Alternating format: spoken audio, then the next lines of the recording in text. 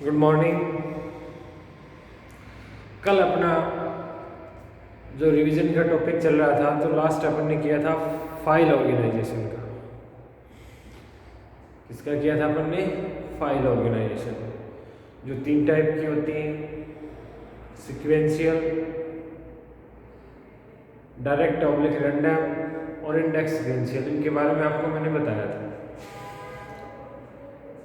इसके बाद अगला टॉपिक अपना जो आता है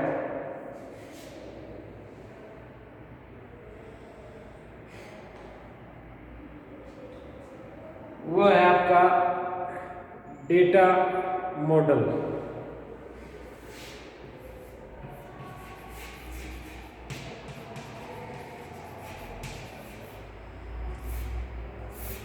डेटा मॉडल, मॉडल का मतलब होता है स्ट्रक्चर, बनावट। अपन देखते हैं कि ये मोबाइल का मॉडल अच्छा है, यानी दिखने में अच्छा है, स्ट्रक्चर इसका अच्छा है। ये गाड़ी अच्छी है, इसका मॉडल अच्छा है गाड़ी का, है ना। आम भाषा में अपन बोलते हैं। मॉडल का मतलब उसका स्ट्रक्चर। डेटा वर्ड साथ में अपन ने जोड़ दिया इसके, तो डेटा मॉडल यानी डेटा का स्ट्रक्चर। डेटा का स्ट्रक्चर, डेटाबेस के डेटा को जिस स्ट्रक्चर में यानी फॉर्मेट में रिप्रेजेंट किया जाता है वह फॉर्मेट या स्ट्रक्चर डेटा मॉडल कहलाता है। क्या कहलाता है? डेटा मॉडल कहलाता है। कोई भी डेटाबेस के अंदर अपने डेटा जो स्टोर किए वो किस फॉर्मेट में, किस स्ट्रक्चर में रिप्रेजेंट हो रहे हैं, उस स्ट्रक्चर को हम क्या बोलेंगे? डेटा मॉडल बोलेंगे। क्लियर है? डेटा मॉडल यानी डेटा का जिस स्ट्रक्चर में हम रिप्रेजेंटेशन करते हैं, जिस फॉर्मेट में हम रिप्रेजेंटेशन करते हैं, वह क्या कहलाता है? डेटा का मॉडल कहलाता है। आपके सिलेबस में 4 प्रकार के डेटा मॉडल हैं।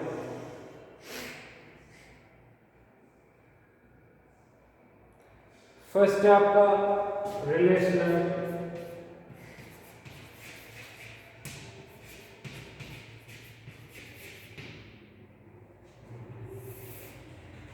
Data model.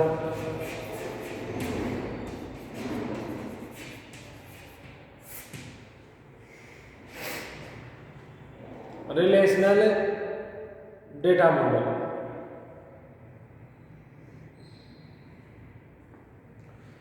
जब डेटाबेस के डेटा को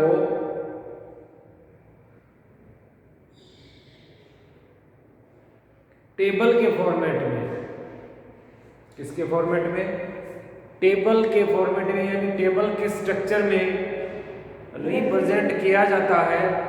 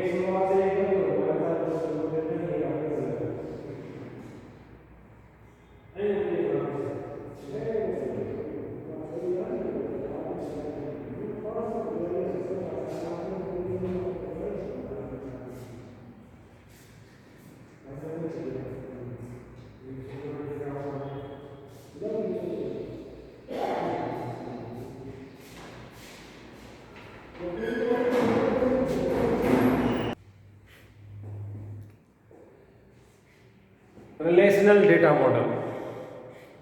रिलेशनल डेटा मॉडल क्या होता है? जब अपन डेटाबेस के डेटा को टेबल के फॉर्मेट में यानी टेबल के स्ट्रक्चर में रिप्रेजेंट करते हैं तो वह मॉडल क्या कहलाएगा? रिलेशनल मॉडल कहलाएगा। टेबल को रिलेशन भी कहा जाता है डेटाबेस के अंदर। ये रो एंड कॉलम से मिलकर बनी हुई होती है। टेबल रो एंड कॉलम की कॉम्बिनेशन को हम क्या बोलते हैं? टेबल या रिलेशन बोलते हैं। ये कॉलम हो गया आपके, ये क्या होगी? रो। इसमें कॉलम्स को बोला जाता है एट्रीब्यूट्स या फील्ड्स। कॉलम्स को क्या बोला जाता है? एट्रीब्यूट्स या फील्ड्स। दूसरा आपका रो। रो को इसके अंदर अपन बोलेंगे रिकॉर्ड या टपल।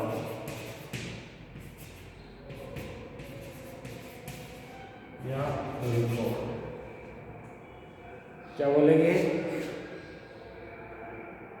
टपल या रिकॉर्ड बोलेंगे। तो ये तो होता है आपका रिलेशनल डेटा मॉडल। नेक्स्ट है अपना अगला मॉडल होता है हायरार्किकल।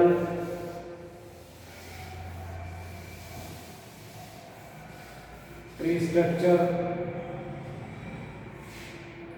उसके अंदर ट्री के फॉर्मेट में, ट्री के स्ट्रक्चर के अंदर डेटा स्टोर करते हैं। जैसे एक रिकॉर्ड हमारा स्टोर हो गया ए, दूसरा बी, सी, डी, ई, एफ, है ना, जी, एच। इस स्ट्रक्चर में जो डेटा रिप्रेजेंट किए जाते हैं डेटाबेस के अंदर, तो यह मॉडल कहलाता है हायरार्किकल मॉडल, या इसको ट्री स्ट्रक्चर मॉडल भी बोलते हैं। क्या बोलते हैं? Tree structure. इसको ट्री स्ट्रक्चर क्यों बोला जाता है? ट्री यानी पेड़ अपना। पेड़ के क्या होती है? एक जड़ होती है, मूल होती है जिसको अपन बोलते हैं। बाकी इसकी क्या होती है? टहनियाँ होती हैं। उसी प्रकार से इसके अंदर भी अगर आपने पेड़ की जड़ काट दी तो पूरा पेड़ उखड़ जाता है ना। इसी प्रकार से ये है, जैसे पेड़ है उसको अपन उल्टा करेंगे, सेम ऐसी स्थिति बनती है उल्टा करने पर। मूल जड़, ये आगे उसकी टहनियाँ। अगर ये जड़ अपन काट देंगे यहाँ से तो पूरा ये आपका क्या हो जाएगा? डेटा डिलीट हो जाएगा। क्लियर है? इसलिए इसको बोलते हैं ट्री स्ट्रक्चर। अगर इसकी जड़ अपन रूट को काट देंगे तो क्या हो जाएगा? पेड़ खत्म हो जाएगा। इसी तरीके से इसके अंदर भी आपने जो डेटा स्टोर किए हैं और इसकी जड़ काट दी जाए, रूट को काट दिया जाए, डिलीट कर दिया जाए रूट डेटा को, तो सभी डेटा ऑटोमेटिकली क्या हो जाते हैं? डिलीट हो जाते हैं।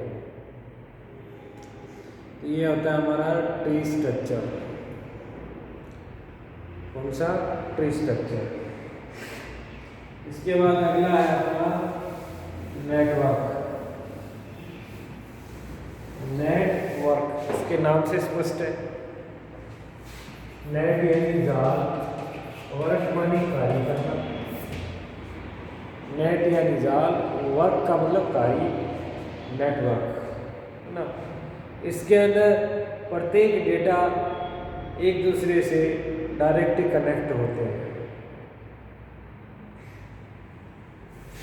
जैसे ये एक रिकॉर्ड हमारा ए, ये बी, सी, डी, है ना, ग्राफ के रूप में दर्शाते हैं।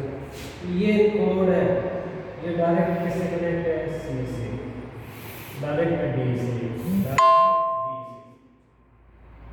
इसी प्रकार से ये सी है डायरेक्ट बी से, डी से, और ये भी, यानी प्रत्येक रिकॉर्ड एक दूसरे से डायरेक्ट कनेक्ट होता है।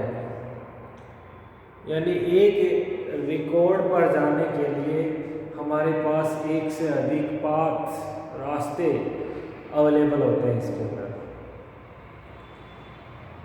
क्या अवेलेबल होते हैं? एक से अधिक रास्ते अवेलेबल होते हैं, एक दूसरे से डायरेक्टली कनेक्ट होते हैं। तो इस ग्राफ के स्ट्रक्चर में जिसको हम रिप्रेजेंट करेंगे डेटा को, वह कहलाता है नेटवर्क। कौन सा? Network data model.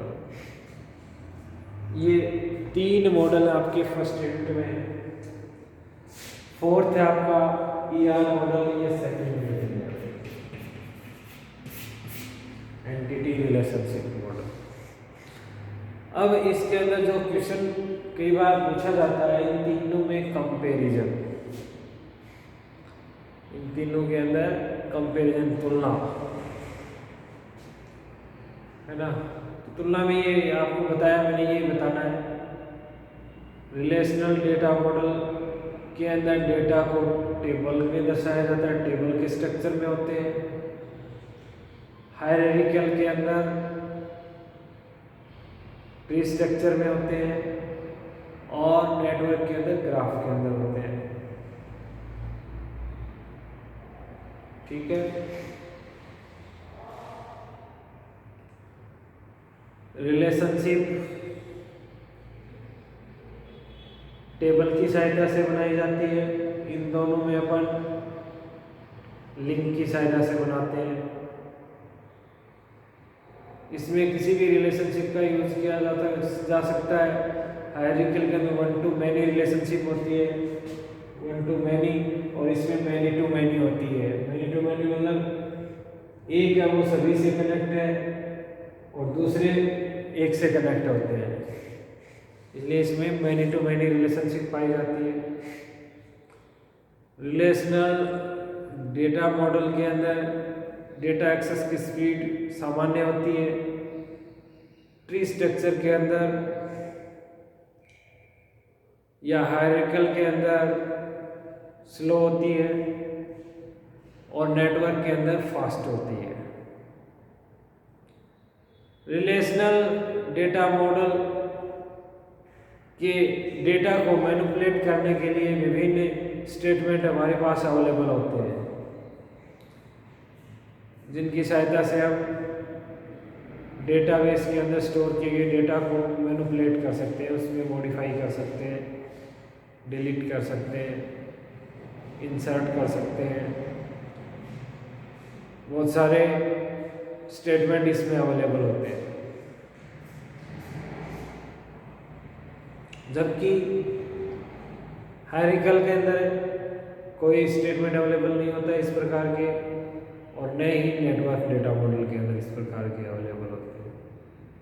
तो ये आपके कुछ इसके कंपैरिजन के पॉइंट, इनके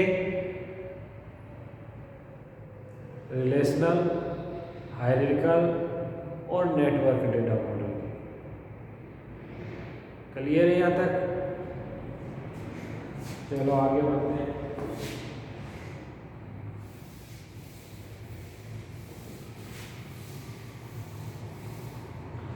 इसके बाद अपना जो फोर्थ डेटा मॉडल है वो है ER model,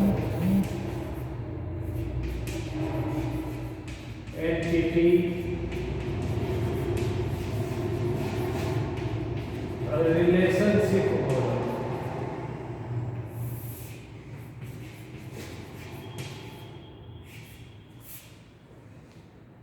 entity relationship model,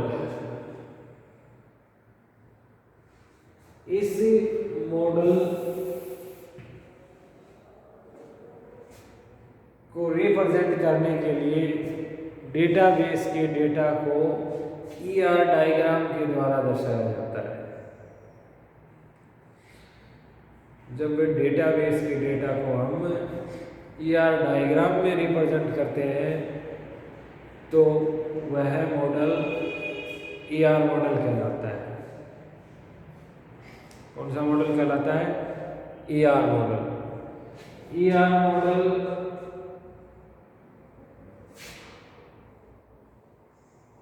को दर्शाने के लिए निम्नलिखित 4 एलिमेंट्स का यूज किया जाता है। 4 एलिमेंट्स का यूज हम करते हैं। 4 एलिमेंट्स कौन से?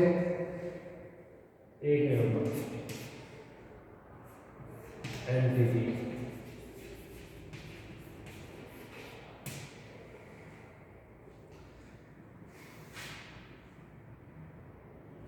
एंटिटी एक यूनिट होती है जिसकी प्रॉपर्टी होती है यानी विशेषताएं होती है। एंटिटी को दर्शाने के लिए ER डायग्राम के अंदर रेक्टेंगल आयताकार बॉक्स का यूज करते हैं। किसका यूज करते हैं? रेक्टेंगल का। नेक्स्ट आपका एट्रीब्यूट्स, एंटिटी की विशेषताएं या प्रॉपर्टी होती है उनको हम एट्रीब्यूट्स बोलते हैं। क्या बोलते हैं? एट्रीब्यूट्स।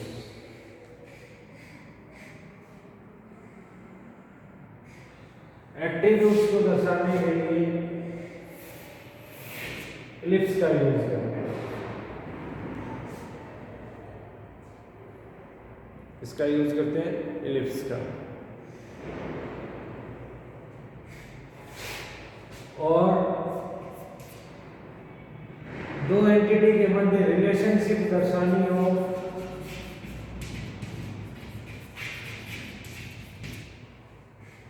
क्या दर्शानी हो? रिलेशनशिप दर्शानी हो तो हम यूज करते हैं डायमंड बॉक्स का।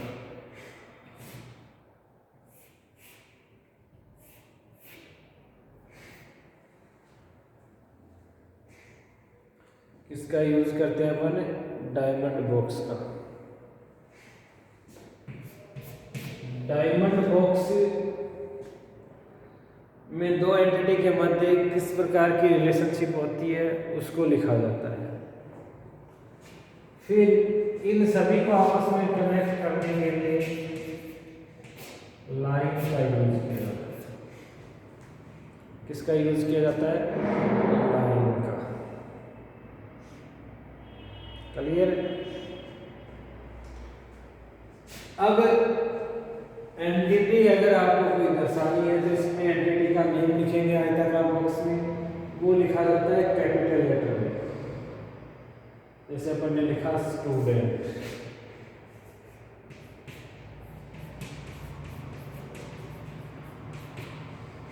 क्या लिखा?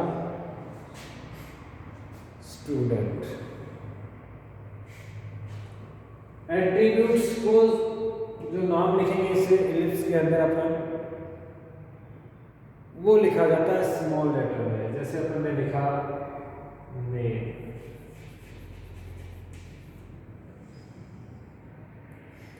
क्लियर है? अब कोई दो एंटिटी उनके मध्य रिलेशनशिप उसको दर्शाना है तो यहाँ रिलेशनशिप लिखेंगे और इन सभी को आपस में कनेक्ट करने के लिए अपन क्या करेंगे? लाइन का यूज करेंगे। अगर कोई एट्रीब्यूट्स को अपन ने प्राइमरी की बना रखा है, प्राइमरी की क्या होती है? वे एट्रीब्यूट्स जिनकी सहायता से अपन प्रत्येक रिकॉर्ड को यूनिकली आइडेंटिफाई कर सकते हैं, अद्वितीय रूप से हम आइडेंटिफाई कर सकते हैं, पहचान सकते हैं। तो उनको अपन क्या करते हैं? प्राइमरी की बना सकते हैं। क्या बना सकते हैं? प्राइमरी की। उनको अगर आपको दर्शाना है, जैसे रोल नंबर है, स्टूडेंट एंटिटी है तो उसमें रोल नंबर ही ऐसा है कॉलम है, एट्रीब्यूट्स है जिसकी सहायता से अपन प्रत्येक स्टूडेंट को अलग अलग आइडेंटिफाई कर सकते हैं। तो अगर उसमें प्राइमरी की बनाया हुआ है तो हैश सिंबल का यूज करेंगे और लिखते समय क्या लिखेंगे? Roll number.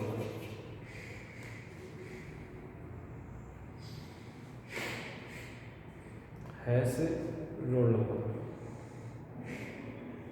क्लियर है? ये हमारा ER डायग्राम के एलिमेंट्स है। ER डायग्राम में कई बार क्वेश्चन पूछा जाता है बनाने के लिए जैसे आपको दे देंगे दो एंटिटी और उसके एट्रीब्यूट्स, एक दे दिया स्टूडेंट और एक दे दिया टीचर, उनके मध्य रिलेशनशिप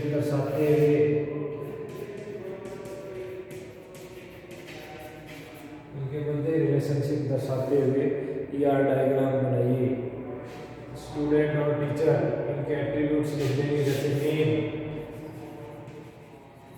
रोल नंबर, इसको प्राइमरी की बनाया हुआ है तो हैश रोल नंबर, है ना, मोबाइल नंबर, एड्रेस, एट्रीब्यूट्स के नाम जो भी दिए गए लिख सकते हैं। टीचर का क्या लिखेंगे, नेम, डिपार्टमेंट, एड्रेस, फैकल्टी, है ना। और अगर टीचर आईडी है, ये लिखिए आइडेंटिफाई करने के लिए आईडी बनाई हुई है, तो उसके आगे हैश सिंबल का लगा के अपन क्या करेंगे, उसका टीचर आईडी लिख देंगे। अब इनके मध्य रिलेशनशिप दर्शानी है तो किसका यूज करेंगे अपन, डायमंड बॉक्स का।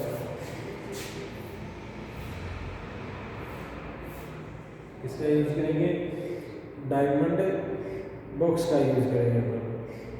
डायमंड बॉक्स में इन दोनों के मध्य क्या है रिलेशन वो दर्शाएंगे। तो स्टूडेंट को टीचर क्या करेंगे, टीच करेंगे, क्या करेंगे, टीच। टीच का मतलब पढ़ाएंगे, पढ़ाते हैं, तो रिलेशनशिप हमने क्या लिख दी, टीच लिख दी। क्लियर। अब लाइन का यूज करेंगे इनको एंटिटी से एट्रीब्यूट्स को कनेक्ट करने के लिए, एंटिटी से एट्रीब्यूट्स को कनेक्ट करेंगे और एंटिटी से रिलेशनशिप को, एंटिटी से रिलेशनशिप को कनेक्ट करेंगे। तो ये टीचर और स्टूडेंट एंटिटी का एक ER डायग्राम, रिलेशनशिप डायग्राम बन गए, तैयार हो गया आपका। इसी प्रकार से किसी के लिए आपसे पूछा जा सकता है, एंटिटी के नाम देंगे आपको, उनके एट्रीब्यूट्स के नाम देंगे और रिलेशनशिप का दर्शाते हुए कि भाई किस प्रकार की इनके मध्य रिलेशनशिप है ना, वो दर्शाते हुए ER डायग्राम बनाइए। तो इस प्रकार से आपको ER डायग्राम बनाना है। 4 नंबर वालों में आ सकता है, ये कई बार पूछते हैं इसको, तो ये आपको ध्यान रखना है।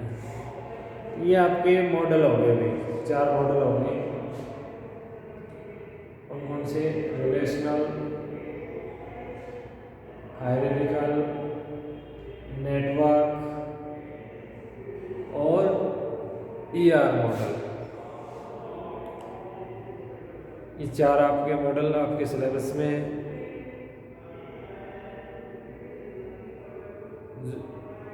जो अपन ने पढ़े।